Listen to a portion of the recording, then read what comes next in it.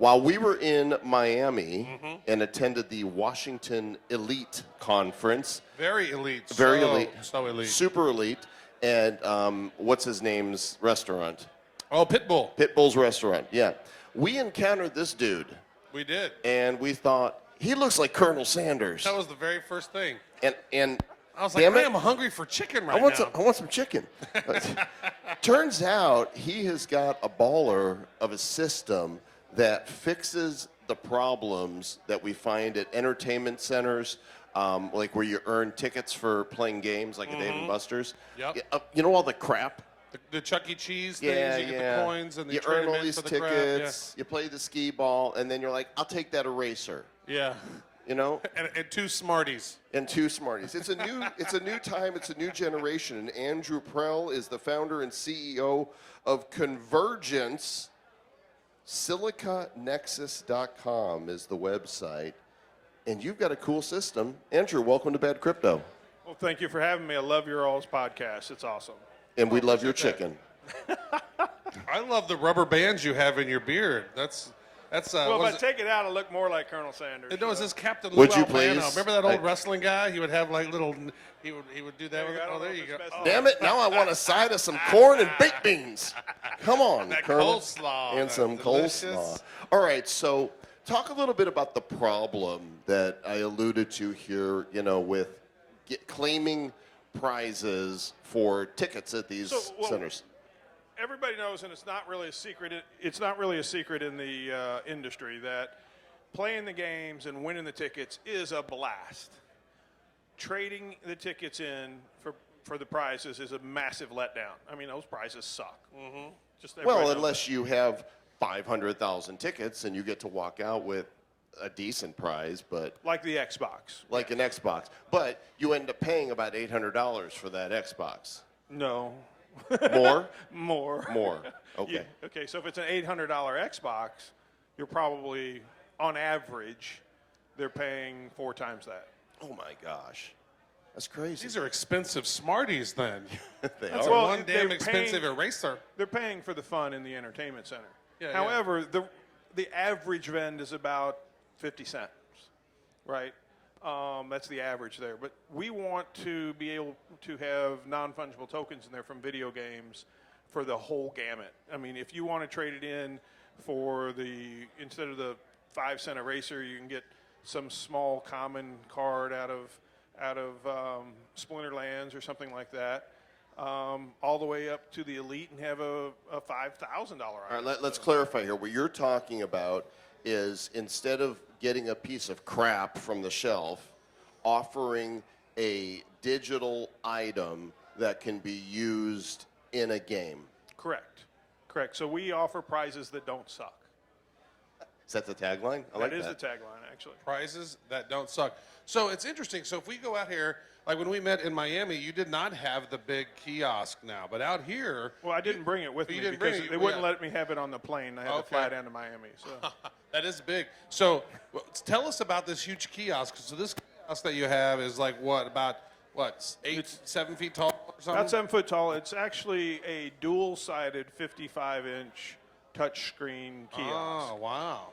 And it basically just it was the reason when we went to IAAPA, the International Association of Amusement Parks and Attractions show. Okay. It is the granddaddy of all shows for the out-of-home entertainment industry. So like, Disney goes there, Paramount goes there, Chuck E. Cheese goes there to find out all the new stuff. Right. So when we were going down to IAAPA, we just had the countertop units.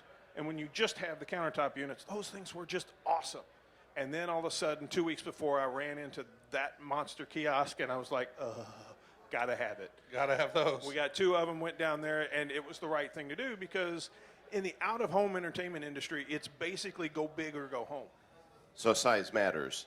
Size definitely matters. And how you work it.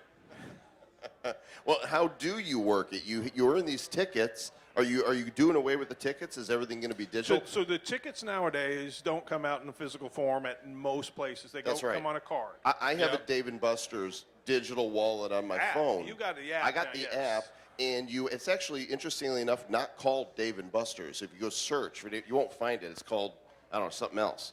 But you scan Embed? it. What's that? Is it the Embed app? I don't know, I'll tell you how to launch it. But you take the app, you hold the card up to it. Oh, so they're NFCs. Yeah, it's NFC. And it's like, boop, there's your tickets all there. And then you take the phone and you hold it up to the games to play them. Well, that's relatively new because I know I went to Dave & Buster's, I think, last year. My kid, it was his birthday, or maybe it was a year and a half ago. And there was some event that we went there, and we had shitloads of tickets. They gave us so many tickets. What's it called? And they weighed them. They didn't even put them in the thing to count them. They just put them in a bucket and weighed them. They said, Is you that must it have right this there? many. Okay, so here's what's really interesting, and I think horrible marketing on their part, just as a marketer.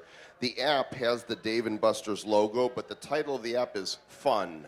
Yeah. So if you go to look for Dave & Buster's, you have to look for the Fun app. So you got the rewards on here, and you go. Do you have some on here? I'm not sure if that card has Are any. you giving me your? I'm charging up with your power card. Here I You're go. going to pay for his power card? I'm That's so taking nice it. of you. I'm taking it.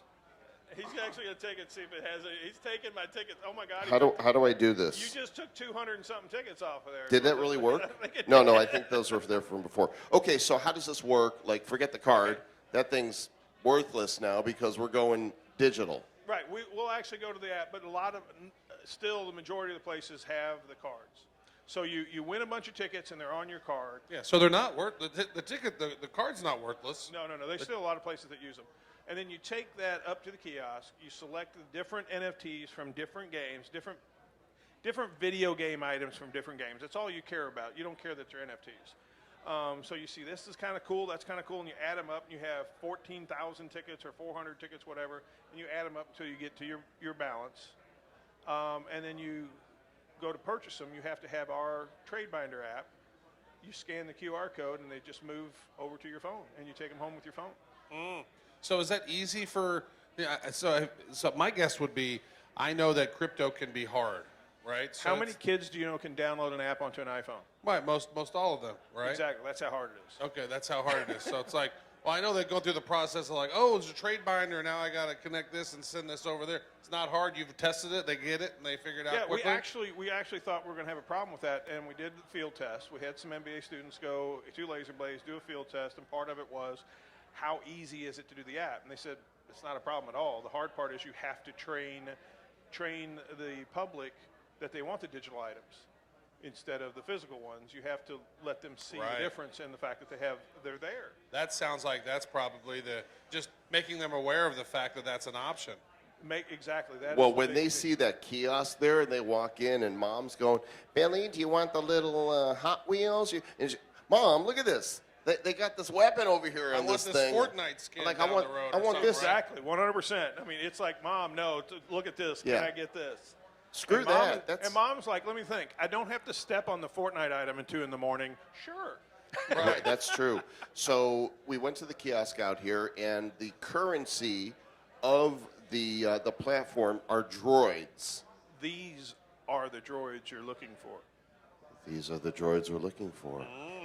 Excellent Jedi mind trick. So with the droids, you then buy stuff. Right, but the player doesn't have to even know the droids exist. They're buying them with tickets, which we have to actually convert to our droids so we can have a balanced ecosystem across all arcades, because ticket prices, the way that arcades use tickets, some of them convert, say, 3 tickets to a penny, some of them convert 2 tickets to a penny, some of them convert 5 tickets to a penny.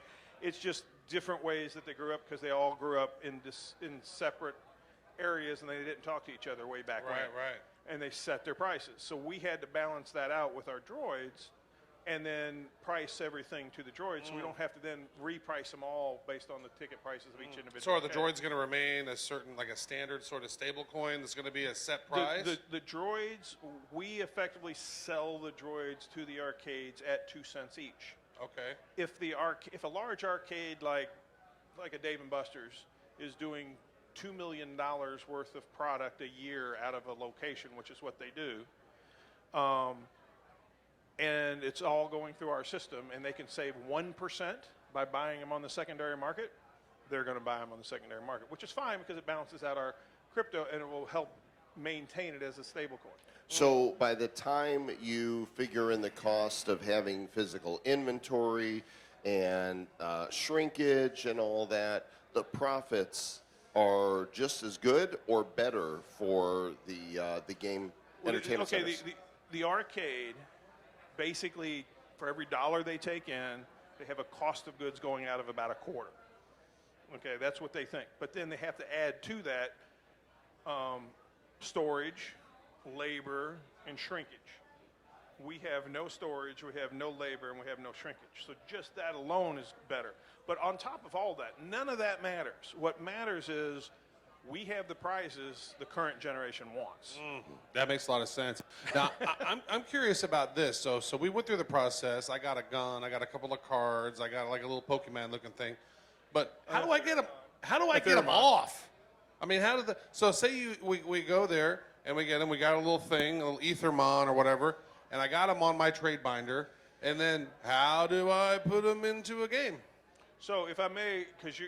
Yeah, well, I did. So within their platform, you just tap the item and click the send button, and then you put them into whatever wallet you use to connect to the game. So I've already transferred the little Pokemon guy, although it's not Pokemon, it's Ethermon, a card from one of those other games, and a weapon into my MetaMask wallet. Okay.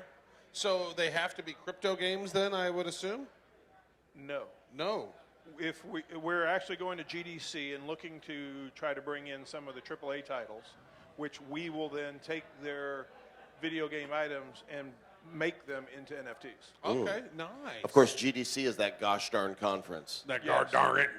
Game Developers Conference in Yes, San it is. Francisco, just to give them a plug, right? Yep, it's the collection of all. There's not the very many nerds. people that go to that, so they need that plug. Yeah, Yes. right. There's going to be, what, 20, 30,000 game developers there, something crazy? Yes. Huge. That's great. Takes over like all of San Francisco. So when can people start expecting to maybe see some of these popping up in their local Dave & Buster's? What's the step between now and then? Cash money? We are in cash is an issue. We have a cash flow problem because we have too much of a demand. We have a demand. That's a really good problem to have, though. Not if you don't have the cash. Right, but at least they're saying they want it. Oh, they do want it. They do want Because it. you can find investors that are like, wait, they're lining up. You just basically need to take orders. We got the orders. We actually have the orders from IABA. We have a demand of 6,000 locations. We're installing the very, very, very, very, very first one that wasn't our test unit. The very first one up in New Rochelle in a place called Fun Fusion, owned by Michael Gatlin. Awesome guys. Is that in New York? New Rochelle, New York. New Rochelle to New York, okay. 20 miles away from this location. Oh, so that's why you were exactly. able to have it here, because you shipped it and then you're going to go install it. I drove it up. You drove it up This is the from first one. Kentucky. I drove it up. Very nice. Kentucky. That's good. So you're getting in this first one, and then the next step is get some And then we funding go so to you can another deliver. place, I can't say the name until after it's installed, but another place in Chicago that's got a very well-known name. Does it rhyme with Bucky Sneeze? No. Okay. I could. You don't know. Very nice. So why don't you just take some of that Kentucky Fried Chicken money, though, and use that? Original recipe. Put it on the blockchain. Well, when Colonel Sanders died, that kind of fell out of my... Colonel Sanders has never man. died. What are you talking He is about? still alive. We I were seen him chatting on the with him. television. That is true. He's licking his chops and making that tasty So chicken. true. That's good stuff. Andrew Prell, what's the website you would like for people to visit? Oh, they can go to silicanexus.com. Silica. SILICANEXUS.com. That's easy for you to say. I was almost going to sing that like M-I-C, but I'm not going to. I started. Thanks, Andrew. Good luck to you. We look forward to seeing awesome. your machines in all the places. Awesome. Very nice day. Who's bad?